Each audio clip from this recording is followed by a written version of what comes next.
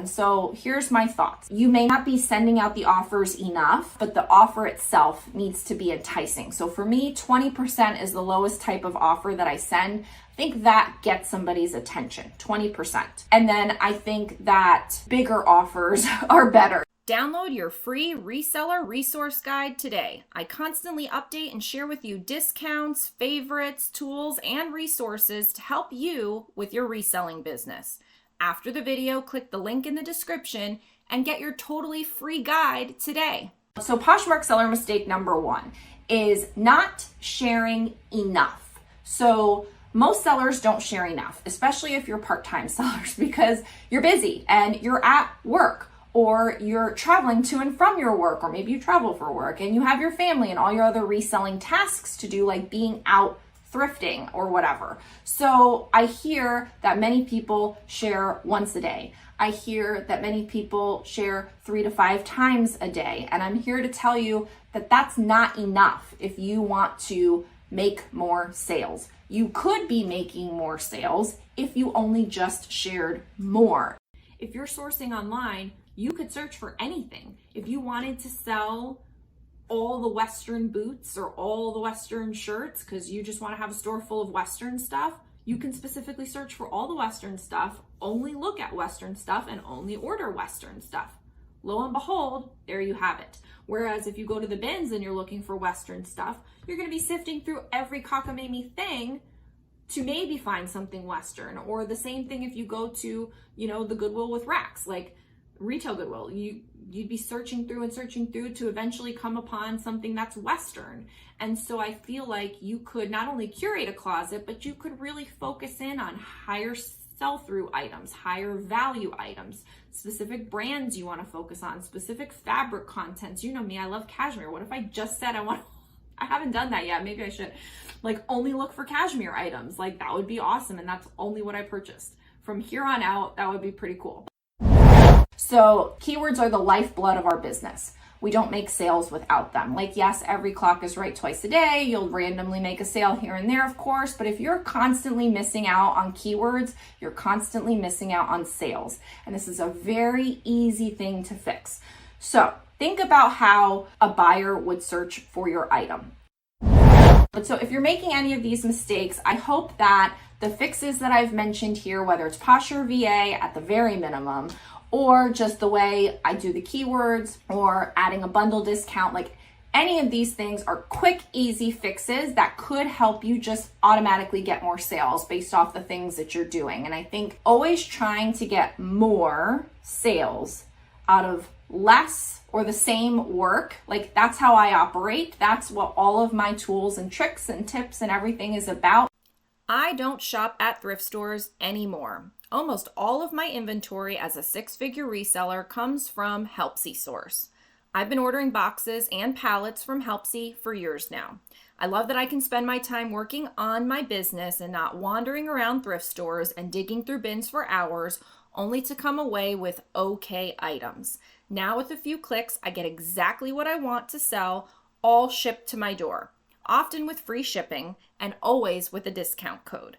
Use my code Rebecca the Reseller for 10% off your next Helpsy Source order. So then maybe that means that you change your pricing strategy a little bit so that you can offer a deeper discount. I price high. I'll price a Calvin Klein dress for $50. I know that I sell it up to 50% off. That would put me at $25. That's a lot different than you having yours up for $25 and never sending any offers to them. Because if I send them, they're going to get multiple offers from me and eventually they're going to buy. So I think that having the ability on the front end with your pricing to allow for the offers on the back end can also help as well. So the first one is my 2 for $60 cashmere promotion. 2 for $60. So I sell a lot of cashmere. I buy a lot of cashmere. I buy boxes of cashmere sweaters. I love selling it. I've talked about it ad nauseum. So I love selling cashmere, and I realized that at one point I had bought so much off season that when it was coming up to the season, I'm like, okay, whatever doesn't really sell in the season, as it gets to the end of the season, I'm going to add this promotion. And so I did. So it's 2 cashmere sweaters for $60. And basically, it allows me to jump in front of the customer when they're already looking at an item and say, hey, like if you like this kind of thing, you can get a really good deal if you buy 2 of them. I think I do, because for the most part, I have like medium, large, and extra large in Eileen Fisher. Those are usually the sizes I try to carry. So I think that offering them an everyday promotion to incentivize them to buy more of a thing that you have a lot of is a good way to go. And it's different than like a bundle discount. It's different than a sale because that person doesn't have to do anything. I'm telling them, bundle these 2 items, offer me 50, and that's acceptable. And I think it takes, I don't know that level of SEO and how the Poshmark algorithm works. All I know is you want to put as many keywords as humanly possible that apply. I think adding relevant keywords that describe your item in as many ways as possible. So get those basics, but then also get the essence. Get the style, get those overarching things. What occasion is it for? Those kinds of secondary keywords are important too. And then, along with that, trying to figure out the same thing that you're trying to say, but would someone search for it any other way so that you can cover your bases? Like high rise, but someone might say high waist. Is it a silk dress, but then someone might call it silky, or silky when it's really satin? I think I'm running, and this is the next point, a cleaner operation.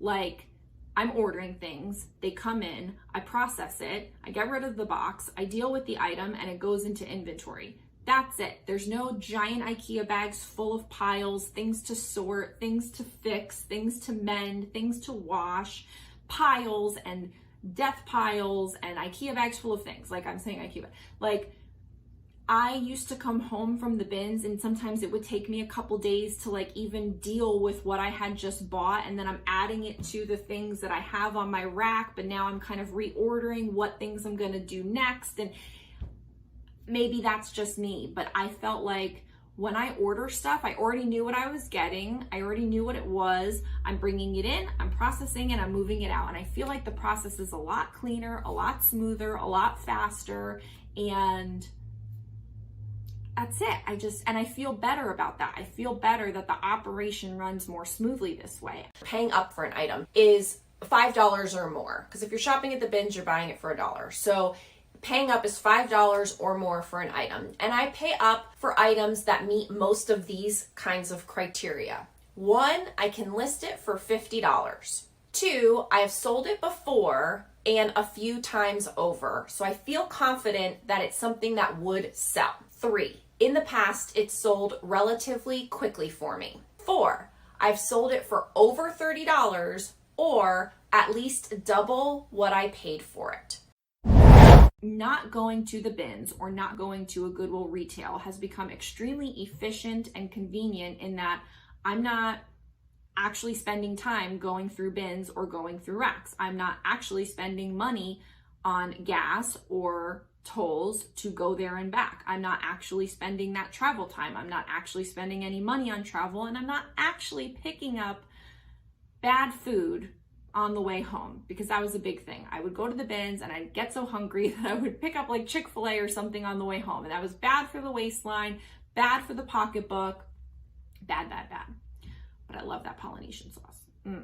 Anyway, so I save money and calories on not eating out after the bins, and I'm shopping from home now, which means that I can do it anytime. So you know me, I get up at 4 and 5 in the morning. I can shop. If I decide to stay up, I actually stayed up. I did an all-nighter to work on a YouTube project, and then I decided to do some sourcing.